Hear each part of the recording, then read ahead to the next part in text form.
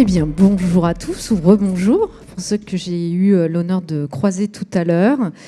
Donc, je me représente, je suis Carole Renaud, écosystème manager chez Sens. Et bienvenue donc, à notre atelier avec Atos, notre partenaire, l'atelier intitulé « Le cloud de confiance clé en main, de l'infrastructure à l'application ». Une solution complète pour une transformation numérique sécurisée et innovante. Bon, pour démarrer comme ça, on va se la faire un petit peu entre nous.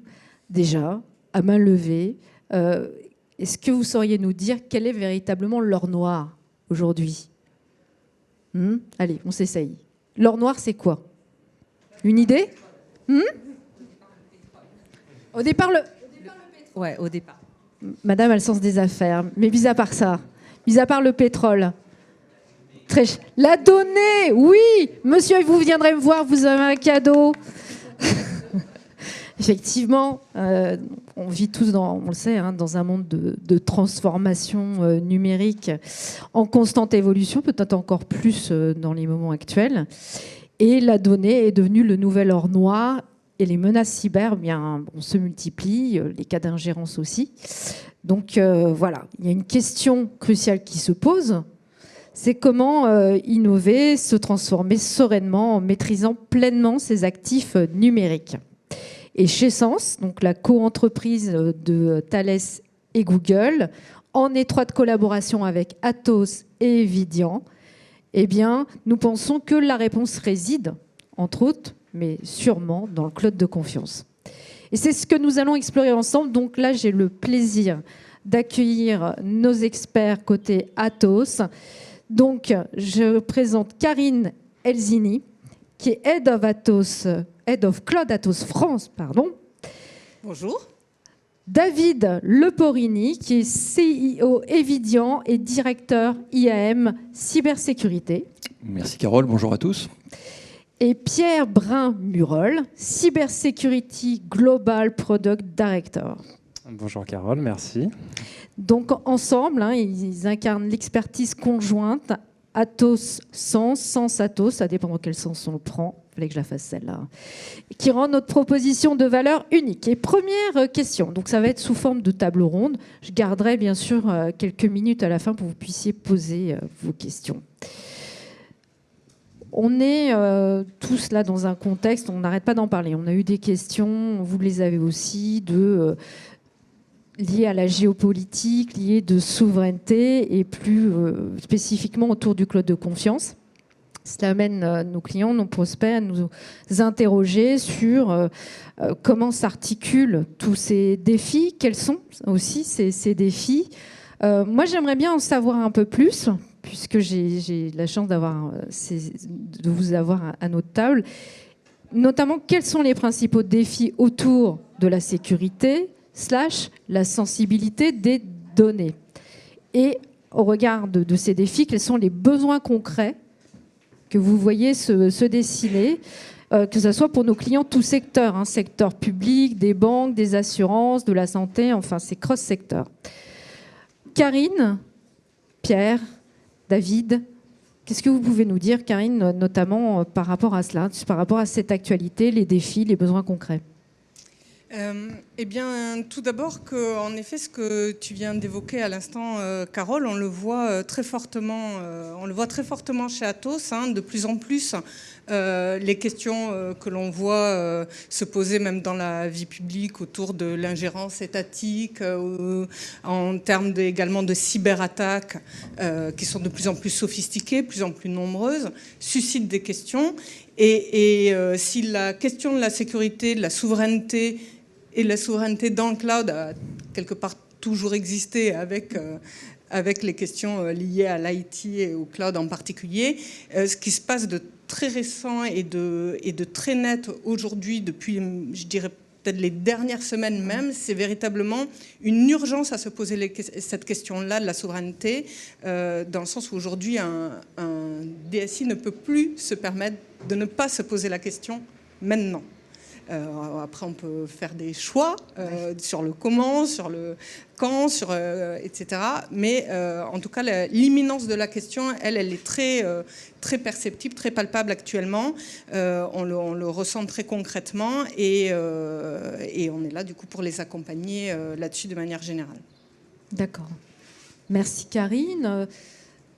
David, est-ce que tu peux nous ajouter par rapport à ce que tu vois aussi dans la traduction des risques ? Donc ce que l'on voit, c'est que les enjeux des clients sont clairs en termes de transformation numérique, transformation de leur infrastructure, transformation, modernisation de leurs applications.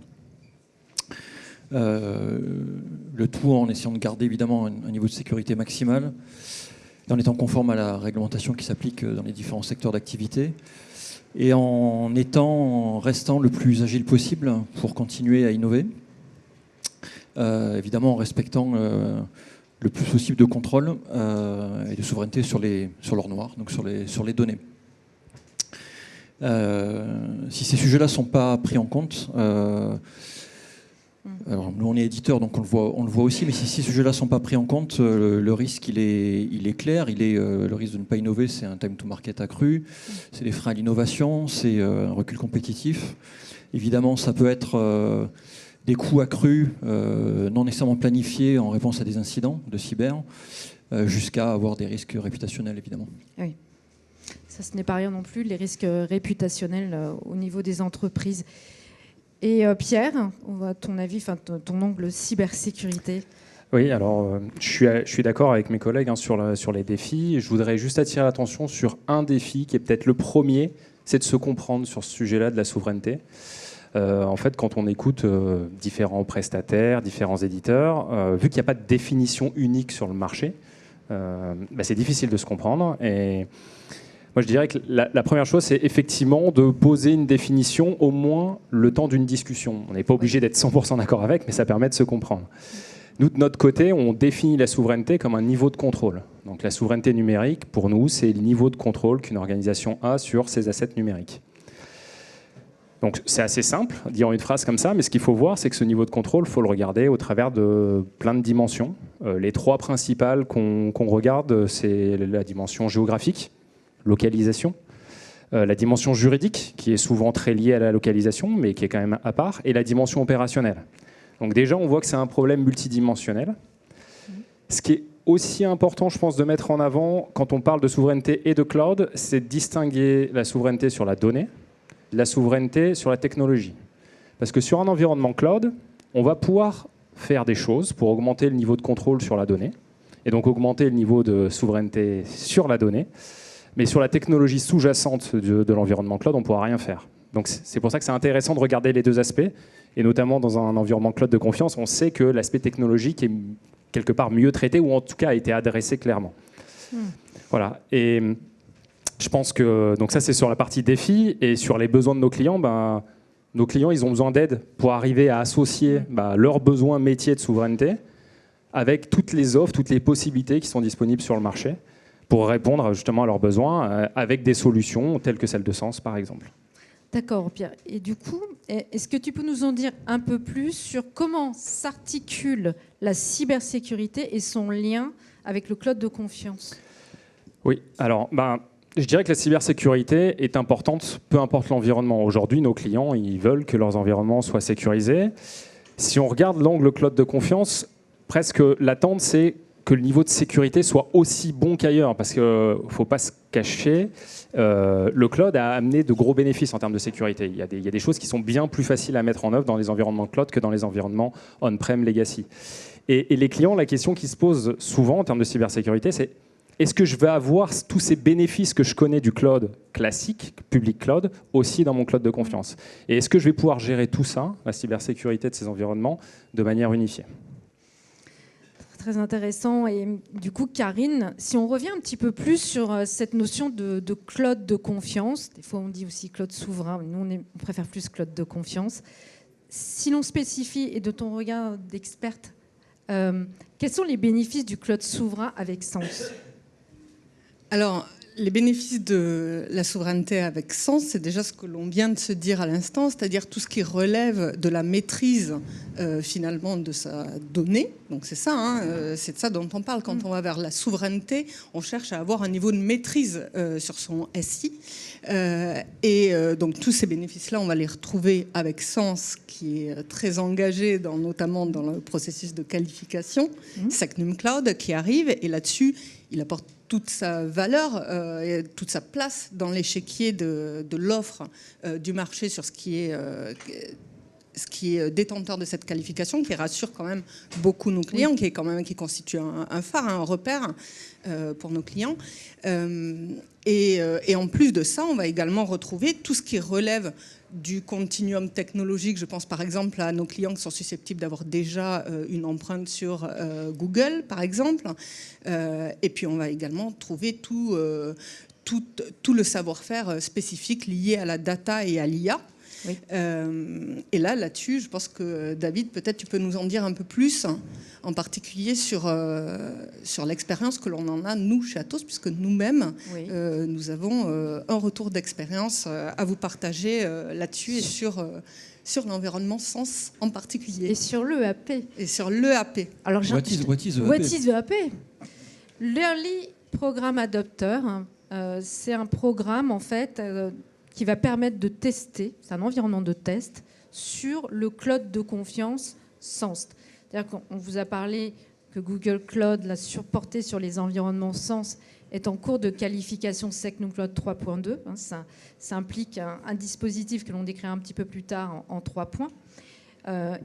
Du coup, on a permis, Atos, plus particulièrement Eviden, teste une application dans cet environnement et retrouve son environnement. Et donc là, David, je vais te laisser exposer un petit peu plus avant.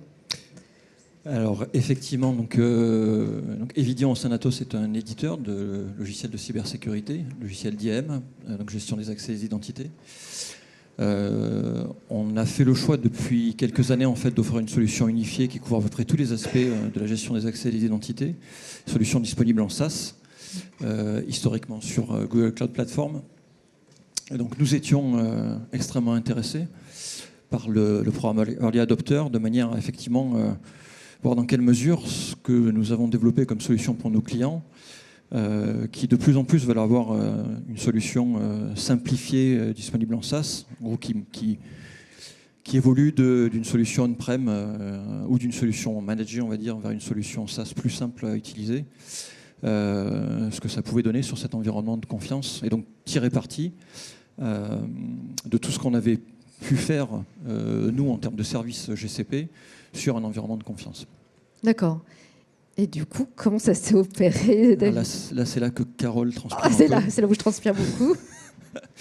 Non, ça s'est très bien passé, et d'ailleurs, je ne sais pas s'il y en a dans la salle, mais je tiens à remercier les personnes techniques, nos interlocuteurs techniques chez Sens, qui nous ont apporté tout le support nécessaire. La migration de la solution a été quasi intégralement faite en moins d'une semaine. Ouais. Et donc ça nous a permis de tester quoi ? Grosso modo, la transparence d'avoir une solution qui tourne sur GCP version publique et sur un cloud de confiance.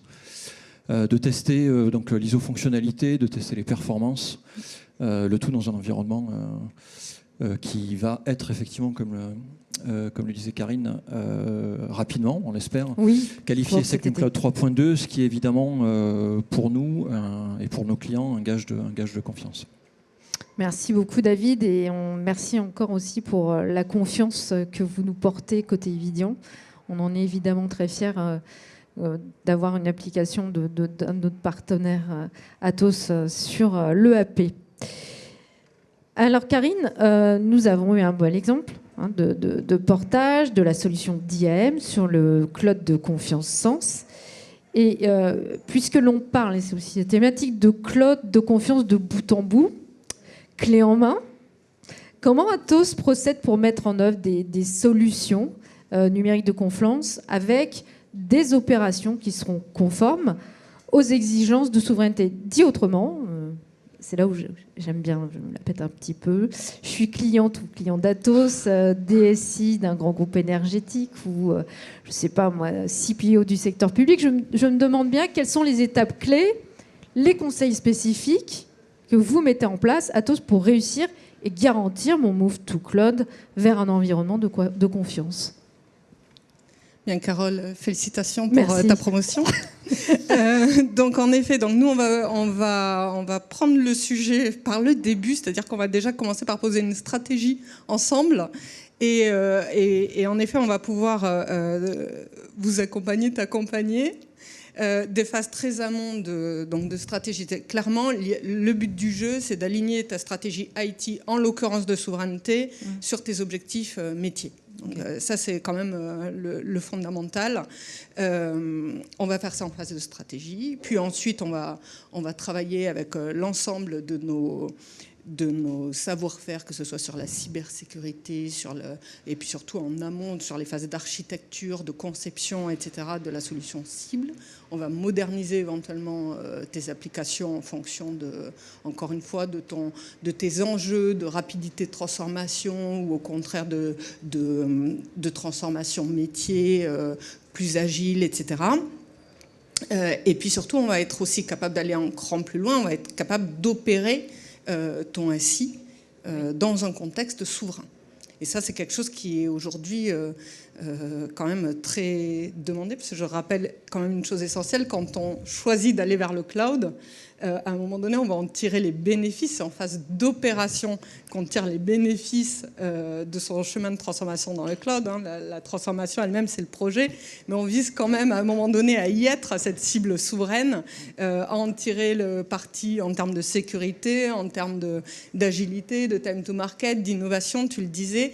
Et donc, voilà, on a coutume de dire que les promesses du cloud sont tenues dans les opérations. Chez Atos, on en est très conscient, puisque c'est notre ADN et qu'on on l'anticipe dès les phases amont, notamment dans la phase de conception et donc dans les choix de solutions de sécurité qui sont définis ensemble. Merci Karine. Donc du coup, je me pose quand même une autre question. Si je suis une entreprise cliente, est-ce que je dois bouger toutes les applications pour être dans le cloud de confiance ? Alors heureusement non, non, tu ne dois pas tout bouger. En revanche, ce qu'on va décider ensemble, c'est en effet, en fonction encore une fois de tes besoins, de définir ta stratégie en fonction de ce qui chez toi nécessite un degré de souveraineté particulier et qui irait vers une cible souveraine. Et dans ce cas-là, laquelle ? Et on va t'accompagner sur le choix de la solution souveraine. Sens, par exemple. Au hasard. Mais encore une fois, voilà, on va le faire en fonction de ce que tu vas venir y chercher. Et en plus, et derrière plutôt, tu vas avoir tout ce qui ne va pas avoir forcément besoin d'aller vers de la souveraineté, où tu vas aller chercher d'autres bénéfices. En tout cas, ce qui est sûr, c'est qu'aujourd'hui, dans l'écosystème, je pense qu'aucun de nos clients n'est dans tout, quoi que ce soit. Aujourd'hui, les SI de nos clients sont hybrides. Ouais. Et la capacité à gérer l'hybridation et la complexité que ça implique derrière du SI de nos clients, c'est ce qui fait la clé de la réussite de son move et de son adoption cloud de manière générale. Oui. C'est clair que l'hybridation, c'est un sujet dont on entend beaucoup parler, mais il faut savoir encore le mener. Oui, c'est ça. Pierre, nous venons d'évoquer l'hybridation. Du coup, dernièrement avec Karine. Bon, le nuage s'épaissit un peu ou pas. J'aimerais bien que l'on puisse parler plus avant des principaux pain points ou points de vigilance, si on dit en français, de vos clients en matière de risque cyber dans le cloud. Également, que tu puisses m'évoquer plus avant les solutions et approches que vous mettez en place pour garantir un niveau de sécurité adapté aux exigences spécifiques métiers. Alors, je dirais en point de difficulté, si je devais en citer deux, le premier, ça serait la visibilité. On a parlé d'hybridation. Je pense que nos clients, sur l'aspect cyber, ce qu'ils ont besoin, c'est d'avoir une visibilité claire et continue de leur posture de sécurité sur ces environnements hybrides. Donc sur la totalité de ces environnements. Et quand on parle d'environnement cloud, c'est par nature des environnements qui sont très dynamiques. Donc c'est pour ça que c'est important d'avoir la visibilité continue. Donc ça serait le premier point de difficulté. Le deuxième, ça serait, ce qui revient le plus, c'est la protection des données sensibles dans les environnements cloud. Donc quand on regarde les solutions, sur le premier, la visibilité, on a une chance sur les environnements cloud, c'est que tout environnement cloud qui se respecte a une bonne API et que c'est le bon moyen pour amener cette visibilité unifiée. Donc on va adresser toutes les API des environnements cloud avec des outils natifs à un de ces environnements ou des outils tiers, en prenant notamment en compte les contraintes de sécurité, de souveraineté spécifiques de ce client-là. Et à la fin, on cherche à construire un dashboard unifié avec tous les bons indicateurs de sécurité qui sont nécessaires aux clients pour amener cette visibilité. Alors j'ai parlé que de la visibilité, mais j'en profite quand même. Une fois qu'on a cette visibilité, ce qu'on va vouloir, c'est pouvoir appliquer quelque chose à tout ce périmètre visible. La politique de sécurité, par exemple. Et donc, je voulais juste mentionner que dans les environnements cloud, tout ce qui est infrastructure as a code, c'est, je dirais, du pain béni pour appliquer de la sécurité by design et qu'il faut en profiter, justement. Donc, on a la visibilité d'un côté et après, on a la sécurité by design qui est amenée par l'infrastructure as a code, notamment. Donc ça, c'est sur la partie visibilité. Le deuxième pain point, la protection des données sensibles. Là-dessus, moi, je préconise de revenir au basique, une analyse de risque, mais une analyse de risque qui prend en compte les aspects de souveraineté, qui, pendant des années, dans les analyses de risque classiques, n'ont pas été pris en compte, les risques d'ingérence et ainsi de suite, parce qu'ils étaient, on va dire, communément acceptés. Et donc, en faisant cette approche par les risques, en partant des risques métiers d'un point de vue souveraineté, on fait cette liste-là, les risques métiers fonctionnels, on les traduit en scénarios de menaces, et en face de ça, ces scénarios de menaces concrets, on peut mettre des solutions techniques concrètes ou organisationnelles, et ça permet de ramener une certaine formalisation dans la démarche et dans le choix de la solution, là où il y a beaucoup d'intangibles aujourd'hui dans les discussions autour de la souveraineté. Et ça aide aussi beaucoup les clients à justifier le choix de la solution finale. C'est pas j'ai besoin de souveraineté, donc je vais chiffrer mes données, comme on voit souvent le raccourci, mais plutôt j'ai un besoin de souveraineté, je l'ai formalisé, j'ai formalisé les risques, je réponds à ces risques de cette façon-là, et on a un risque résiduel qui est clair et identifié. Merci, c'est très clair, merci. Karine, une fois que l'environnement cloud il est opérationnel, c'est super, mais après comment on s'assure de la continuité de la souveraineté dans les opérations. C'est-à-dire, après, quelle organisation on met en place pour garantir la sécurité avec des services opérés depuis des centres en France ou en Europe, et aussi, ça amène la question suivante, quelles sont les certifications pertinentes comme NIS et PAMS ? Eh bien, c'est ça, j'ai envie de dire, tu as bien répondu à la question. La façon d'opérer, en effet, est très structurante. On en a parlé à l'instant. On nous demande souvent d'opérer depuis la France, au moins l'Europe, mais souvent, on sent quand même avoir des opérations effectuées depuis la France. Ça reste une valeur ajoutée qui est très rassurante pour nos clients. De le faire avec les mêmes exigences en termes de disponibilité, de 24/7, etc. Et on le fait en étant conforme NIS 2, voire PAMS, pour répondre à ces exigences de souveraineté, donc qui font l'objet d'une qualification, donc qu'on est capable de situer selon des critères d'exigence et qui font l'objet d'audits sur lesquels nous en particulier à Atos on est audité et on sait opérer exactement, on sait opérer, on a des retours d'expérience, on a des clients que l'on opère déjà en NIS 2 et c'est important ce savoir-faire là, oui, qui assure le bout en bout dont on parlait tout à l'heure. Parce que voilà, la solution ne fait pas tout. Encore faut-il effectivement l'opérer, la faire vivre au quotidien avec la façon d'exploiter et de tirer ses bénéfices au moment des opérations. Très clair. Merci beaucoup. Désolée Pierre, je reviens quand même vers toi. Parce que c'est un peu la même question que j'ai envie de te poser, mais côté solutions et cybersécurité. Comment prévenir les attaques, détecter les menaces et traiter les incidents dans un environnement cloud de confiance au quotidien ? Alors je dirais que sur le cœur de l'activité, cloud de confiance ou pas, ça ne change pas grand-chose. Nos professionnels de cyber, au final, ils font de la prévention, ils font de la protection, de la détection, de la réponse à incidents. Le cœur du métier ne change pas. Ce qui va changer, c'est le dispositif opérationnel. Donc sur la partie équipe, on va pouvoir s'appuyer sur des équipes en France, par exemple, si c'est nécessaire, ou en dehors de l'Union européenne. On a la possibilité aussi, sur la partie détection des incidents de sécurité, de s'appuyer sur un SOC qualifié P10, par exemple. On vient de renouveler la qualification de notre côté. Donc ça, c'est, je dirais, sur le marché français, la plus grosse garantie de souveraineté sur la partie détection, au moins.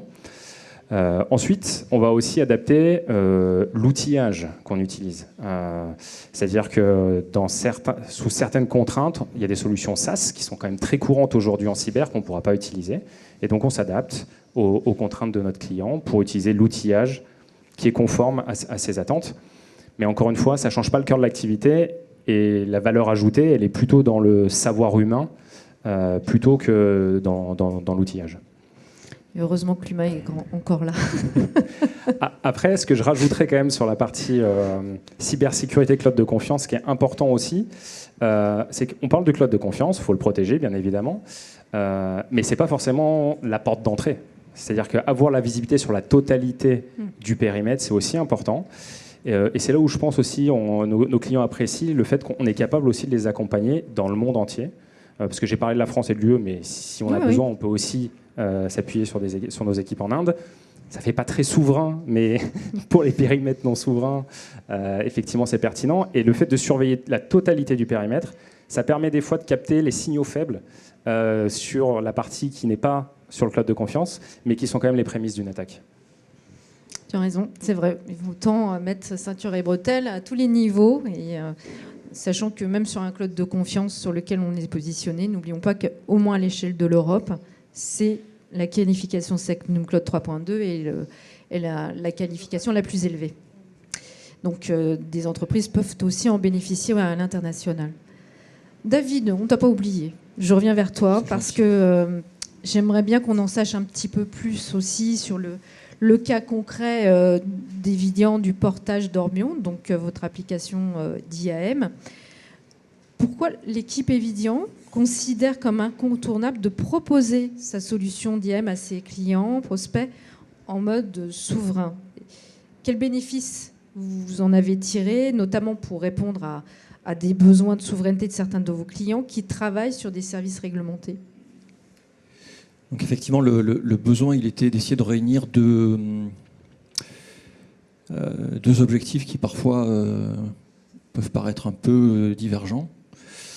La possibilité ou les attentes pour nos clients de disposer de solutions de cybersécurité en SaaS, parce que le nombre de ressources formées, le nombre d'experts sur nos métiers de cyber sont extrêmement limités et que les clients préfèrent se focaliser sur leur métier. Donc il y a une attente assez forte sur des solutions SaaS et en même temps il y a une sensibilité que ce soit aux lois extraterritoriales, enfin on en a parlé, que ce soit la sensibilité de certaines de leurs données dans le domaine du secteur public, de la santé, de la finance, où évidemment les données peuvent être extrêmement sensibles, certaines d'entre elles au moins. Il y a des besoins de souveraineté, donc c'était difficile, en tout cas sans cloud de confiance, c'est difficile de concilier les deux. Il y a des approches effectivement de chiffrement de la donnée, etc., qui permettent d'aller vers un peu plus de confiance. Mais pour nous, c'était une façon effectivement de réunir ces deux objectifs-là, et donc de tirer parti pour notre solution et donc pour nos clients de quelque part de la puissance en fait du cloud, enfin d'une infrastructure cloud. De continuer à pouvoir innover, d'offrir des solutions qui tirent parti de la richesse des services d'un fournisseur d'infrastructures comme Google Cloud, en apportant évidemment un gage de confiance. Et la qualification SecNum Cloud est un gage majeur, en fait, essentiel pour un certain nombre de nos clients de ce point de vue-là. D'accord, merci beaucoup David. Et encore une fois, on est ravis de pouvoir avancer avec vous. Nul doute que ça intéressera des clients et des prospects de bénéficier d'une solution telle qu'Orbion pour garantir l'identité et la gestion des droits, mais dans un environnement souverain. Merci. Merci à toi. Du coup, Oui, tu peux me la poser. Peut-être que Carole, oui, je pense qu'il est temps que tu nous en dises un peu plus, peut-être toi, sur Sens et sur la façon dont ça se positionne. On parlait tout à l'heure d'échiquier, effectivement, d'offres sur la souveraineté, sur les offres qualifiées Secnum Cloud. Comment vous vous positionnez? Voilà. Merci beaucoup, Karine. C'est une excellente question. Alors, comment Sens se positionne? Donc, c'est l'opportunité de vous redire, si vous le savez déjà, que Sens est une société française détenue à 95% par donc des Thales, donc des capitaux français, et à 5% par Google. Sachant que Google n'a pas le droit de vote. C'est un point important. Donc c'est un premier aspect hein, en termes de déjà, on va dire, d'autonomie, et on répond aussi dans ce sens-là, sans mauvais jeu de mots, à une réglementation demandée par l'ANSSI, qui est que ça doit être détenu à hauteur de 76% par une société européenne, et encore mieux quand c'est une société française. Donc vous voyez, on est déjà au-dessus de ce qui est demandé. Donc déjà, on vient combiner en fait un aspect de juridique, donc avec cet ancrage français, un autre aspect qui va être l'opération en fait du cloud de confiance par un personnel européen. Donc ça, c'est ce qui est aussi demandé par l'ANSSI.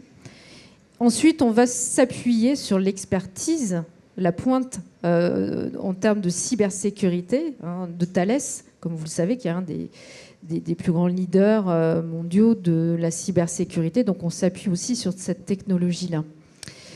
Et bien évidemment, Google Cloud. Donc Google Cloud, c'est au départ la mise à disposition de la data pour tous. Si vous regardez déjà comment se comporte un Google Chrome ou Search, ça n'est jamais tombé. D'accord ? Donc c'est vraiment de donner l'accès aux données tout le temps, en temps réel, et c'est vraiment poussé par une volonté d'innovation. Ça a été pensé dès le départ, non pas pour être installé sur des PC, mais comme on dit en cloud native. Donc déjà de base, c'est ce qu'on appelle zéro trust. C'est-à-dire que ça va venir prévenir les attaques en périphérie, comme on dit. Mais c'est super important parce que vous savez, au niveau des cyberattaques, ça passe, encore une fois, un mauvais jeu de mots, pardon, mais par tous les sens. Donc il vaut mieux se blinder à tous les niveaux. Et puis, ce spectre en termes de services offerts par Google Cloud, que ce soit en termes d'IA, d'infrastructure, de data management, il est juste très large, c'est le plus large.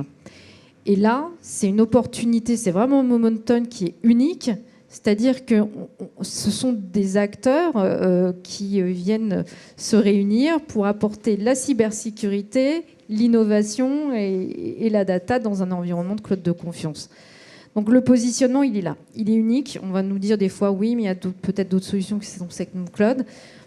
Oui, peut-être sur du IaaS, mais après, sur ce niveau-là, sur l'ensemble des couches, vous ne les retrouverez pas. Donc c'est pour ça qu'on a l'ambition, pardon si ça paraît présomptueux, mais l'ambition, elle est là. Sens se positionne comme étant le premier hyperscaler européen sur le cloud de confiance autour de Google Cloud. C'est ça qu'il vous faut retenir. Et on a la chance de travailler avec un partenaire tel qu'Atos, qui va être en capacité de vous apporter tous ses services, toute son expertise de bout en bout pour un move to cloud clé en main vers le cloud de confiance.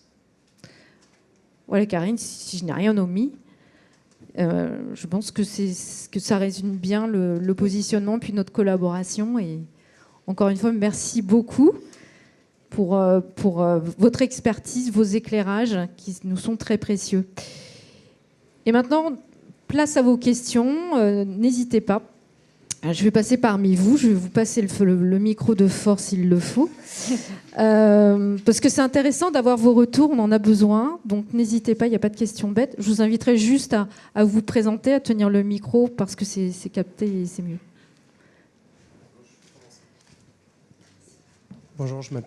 Bonjour, je m'appelle Thomas, je travaille pour Veolia, je consomme déjà du Sens, pas encore du Trusted Cloud. Et en fait, alors ma question elle va être un peu provocatrice, c'est parce qu'en fait on parle beaucoup de sécurité depuis tout à l'heure, mais pour autant je ne vois pas de SCC dans Sens, donc de Security Command Center. Et du coup, je me demande quand est-ce que ça va arriver, parce que pour l'instant, on nous demande de consommer des produits en dehors de Sens pour faire la sécurité sur Sens. Bon, voilà, je vous laisse la parole. D'accord, je comprends, il y a une vraie demande et c'est vrai que l'ambition, alors je ne sais pas si j'aurai la réponse complète, mais on pourra sans doute compléter par la suite. Effectivement, l'ambition, c'est vraiment d'être en équivalence en termes de services vers Google Cloud.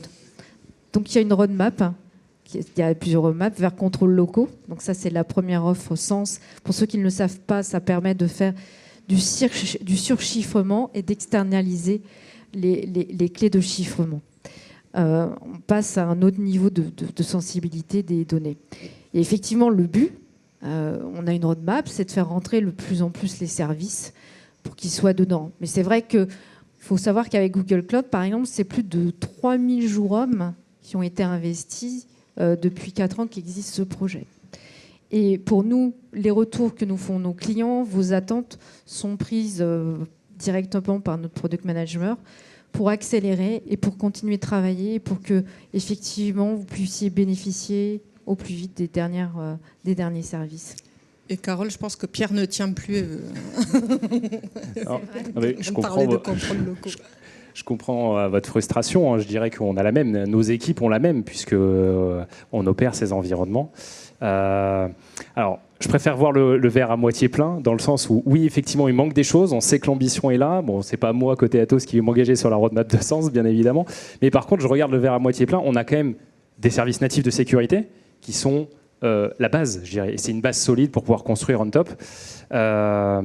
Et c'est déjà quelque part dans un environnement. Donc, on part du principe qualification SecNum Cloud.